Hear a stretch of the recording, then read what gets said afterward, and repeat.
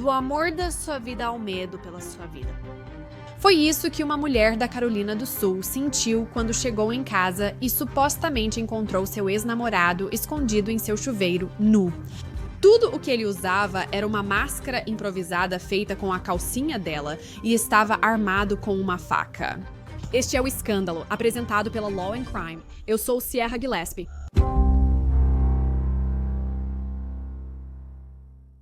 As pessoas dizem que terminar um relacionamento é difícil porque realmente é. Quero dizer, há sentimentos feridos, mudanças na rotina ou nos horários, talvez até alguém se mudando, e tudo isso é normal. Isso é de se esperar. O que não é esperado, porém, é sair para jantar e beber com suas amigas, voltar para casa e encontrar seu ex afastado escondido no seu chuveiro, nu e com uma faca. Mas isso é supostamente o que aconteceu neste caso, levando o relacionamento de carinhas apaixonadas e fotos de comemoração para uma foto de ficha criminal, acusações criminais e um processo civil. O escândalo de hoje ocorre em Charleston, Carolina do Sul, cidade natal da vítima e da ré. Em um certo momento, eles eram um casal, Hailey Leggins e Jackson, e Arnold. Há várias fotos e postagens deles juntos nas redes sociais mostrando seu amor. Publicado em 11 de setembro de 2024 na conta de Jackson, a postagem trazia fotos do casal. E essa é a legenda que ele escreveu. Feliz aniversário para a única e incomparável Hailey Leggins, emoji de coração branco. Desde o dia em que nos conhecemos até agora, você cresceu tanto em si mesma quanto nos seus relacionamentos com os outros, e eu estou radiante por estar comemorando você hoje.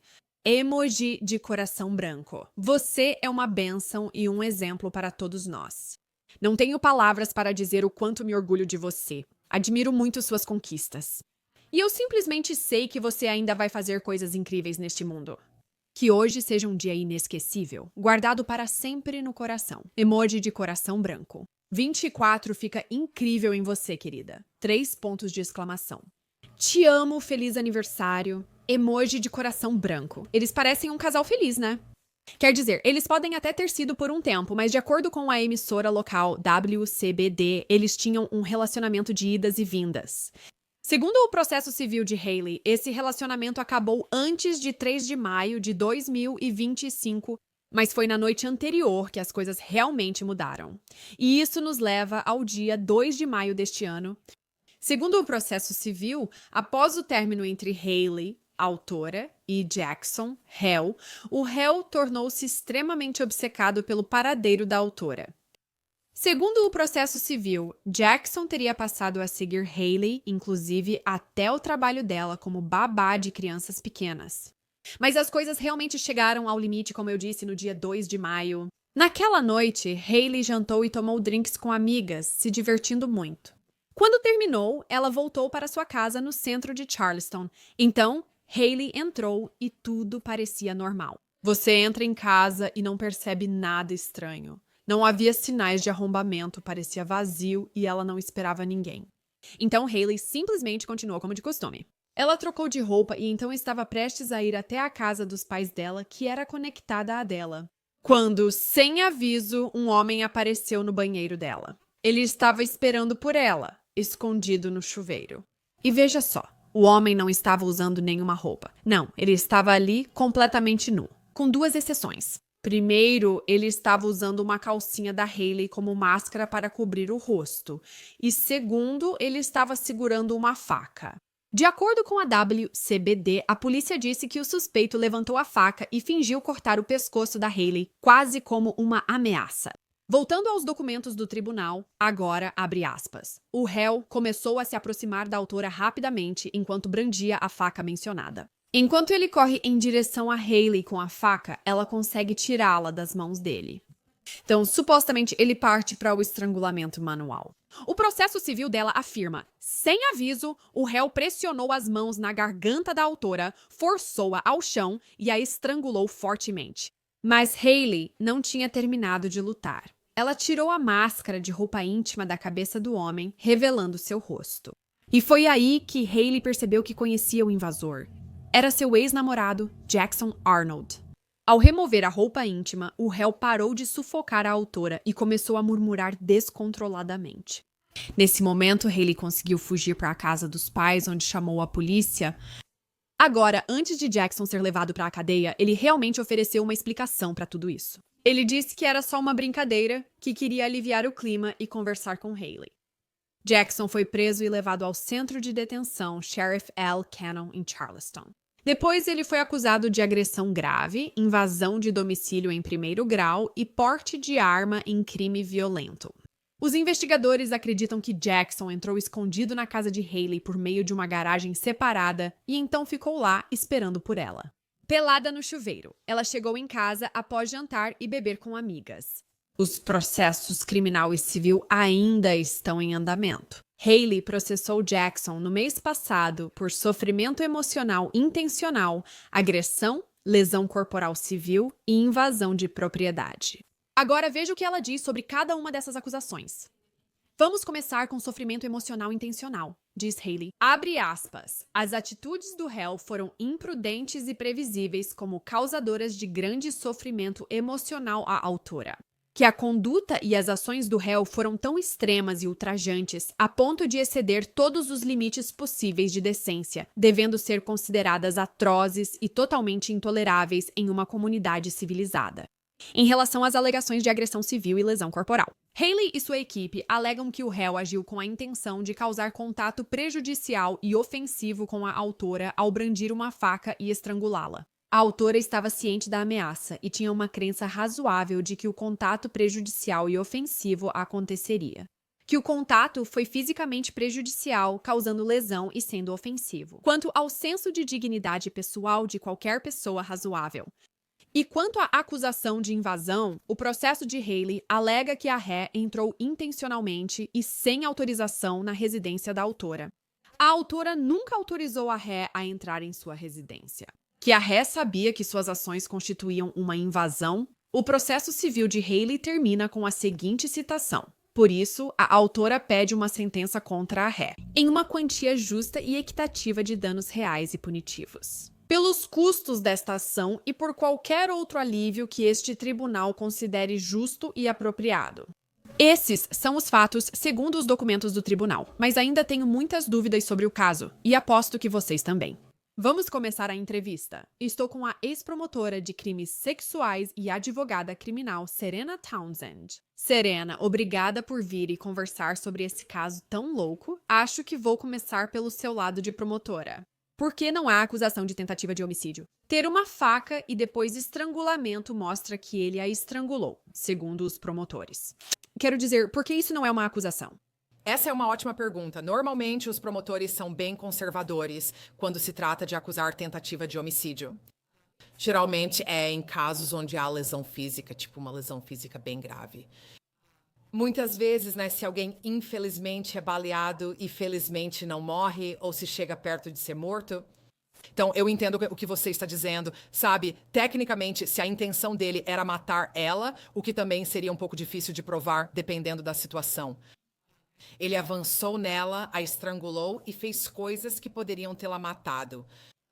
É uma pergunta válida, mas normalmente esse tipo de acusação é reservado para casos em que alguém fica gravemente ferido. Então talvez seja a ideia de que os promotores estavam esperando conseguir uma condenação. Quero dizer, é disso que se trata, não é? Eles apresentam as acusações para as quais acham que podem cumprir o ônus da prova. Então talvez seja por isso que apresentaram as acusações que apresentaram. Essas acusações fizeram sentido? Sim, fizeram. No fim, tudo depende de provarem o caso, além de qualquer dúvida razoável. Então, eles realmente não gostam de perder. Eles realmente não gostam de apresentar acusações em uma situação em que sabem que não vão conseguir a condenação. As acusações fazem sentido pra mim, sabe? Invasão. Obviamente, ele tinha a intenção de estar lá quando sabia que não deveria estar lá. E quanto à agressão, ele realmente a atacou fisicamente. Ele realmente a assustou. E realmente parece que ele tinha a intenção de fazer isso, porque não é como se ele tivesse chegado anunciando. Ele não tocou a campainha e ela atendeu. Ele apareceu de surpresa.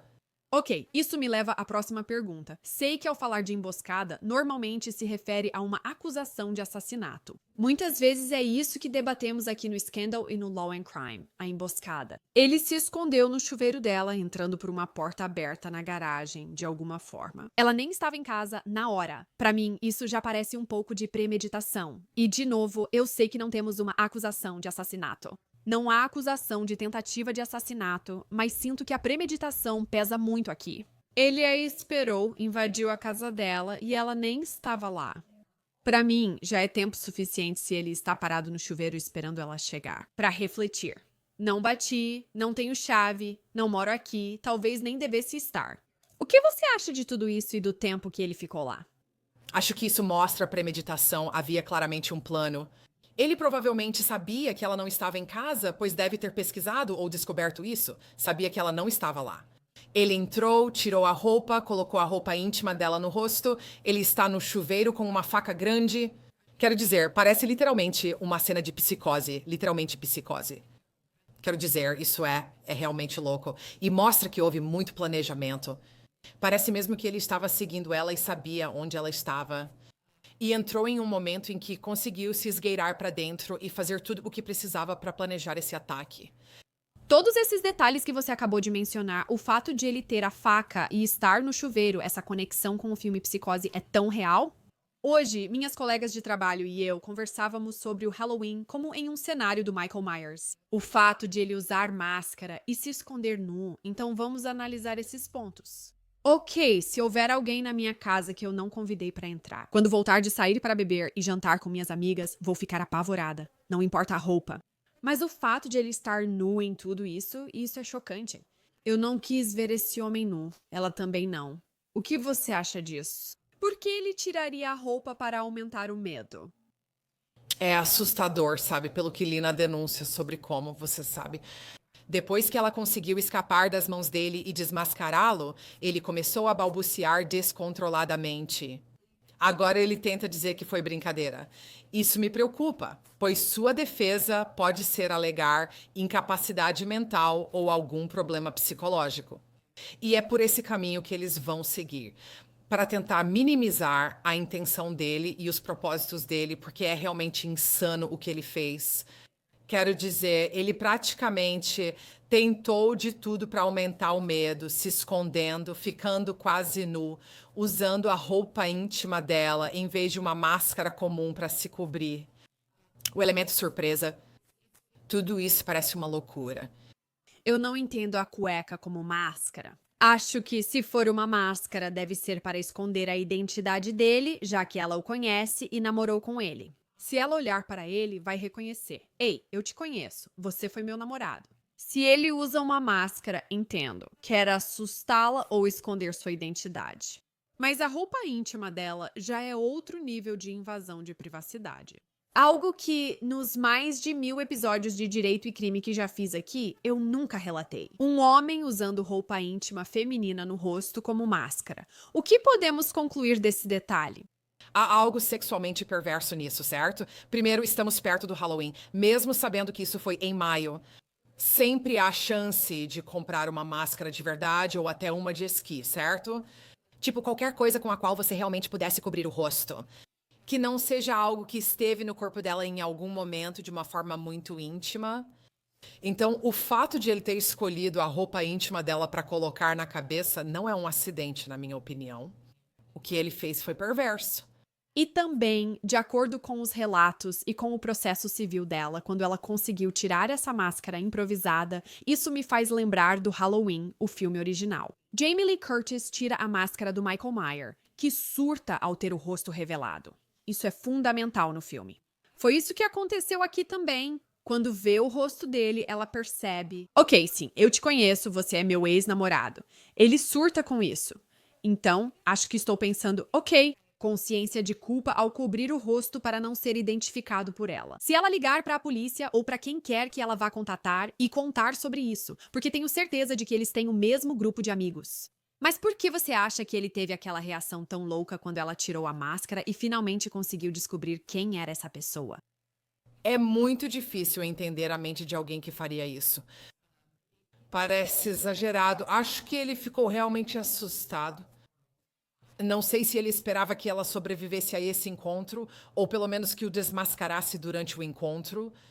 E eu acho que, uma vez que ele foi exposto, sem trocadilhos, totalmente exposto nesse ponto, né? Da cabeça aos pés. Acho que ele entrou em pânico. Acho que ele pensou, meu Deus, ela conseguiu escapar e... agora ela sabe que o agressor dela sou eu. Se você pensar bem, parece que ele estava perseguindo ela há algum tempo. Então, ele estava nas sombras de uma forma secreta todo esse tempo, não só naquela noite. Então, ele ser exposto assim e ser descoberto deve ter sido chocante para ele também. Que bom para ela conseguir isso. Meu Deus, a mulher vítima e sobrevivente de tudo foi muito forte pelo que fez. Quero dizer, todo o poder pra ela. Com base nessas acusações, eu nem consigo imaginar. E algo que você acabou de apontar. O fato de que parece que talvez ele estivesse perseguindo ela há um tempo em tudo isso. Quero falar com você sobre seu passado como promotora de crimes sexuais. Quero dizer, esse é o ponto mais perigoso de um relacionamento para uma mulher ou um homem, realmente. Se estão saindo de um relacionamento possivelmente abusivo, esse é um dos momentos mais perigosos? Sinto que é um padrão que vemos às vezes. Com certeza, uma das coisas mais frustrantes para mim quando eu era promotora era a minha falta de poder para proteger as mulheres dessa forma. Tenho que admitir, eu sentava com mulheres que foram atacadas por parceiros ou até mesmo perseguidas. O melhor que eu podia fazer era dizer: olha, depois que você iniciar o processo, terá essa ordem de proteção. Era quase engraçado, pois diziam: tá, então tenho esse papel que, se eles violarem, podem responder por mais crimes. Posso estar morta, quem liga para isso? E era muito, muito perturbador que haja uma falta de capacidade de proteger as mulheres dessa forma, mesmo sendo da polícia. Quando você tem um perseguidor motivado como esse homem aqui, É tão assustador. O nível que essas mulheres e homens também, não vou dizer que isso só acontece com mulheres, mas tradicionalmente, vemos isso muitas vezes com mulheres que têm um homem com quem estão em um relacionamento, que eleva isso com perseguição e afins. E agora estou me perguntando, temos algumas acusações feitas com base em tudo o que ela, você sabe, trouxe à tona. Ele estava na minha casa com uma faca, como conversamos? Você acha que os promotores vão trabalhar com os investigadores para revisar o relacionamento deles? Digo, as mensagens de texto, para ver se, digamos, eles têm câmeras Ring. E ele já tinha passado de carro pela casa dela antes disso, meio que observando o local para ver, sabe, a que horas ela chegava em casa, a rotina dela, etc. Esses itens têm valor para os promotores? com certeza. E eu espero que o promotor trabalhe com a polícia para tentar rastrear isso. Parte do motivo pelo qual isso é tão importante é para estabelecer a intenção dele, certo? Se ele alegar que perdeu a cabeça ou estava louco naquela noite, ele não entende o crime que cometeu, o que indica questões sobre sua sanidade mental. Seria muito útil poder negar isso. Por que te vimos na câmera da campainha dela, como você falou, mandando mensagem ou pesquisando certas coisas no Google? Sobre como cometer esse tipo de crime por dias, semanas e meses antes desse crime?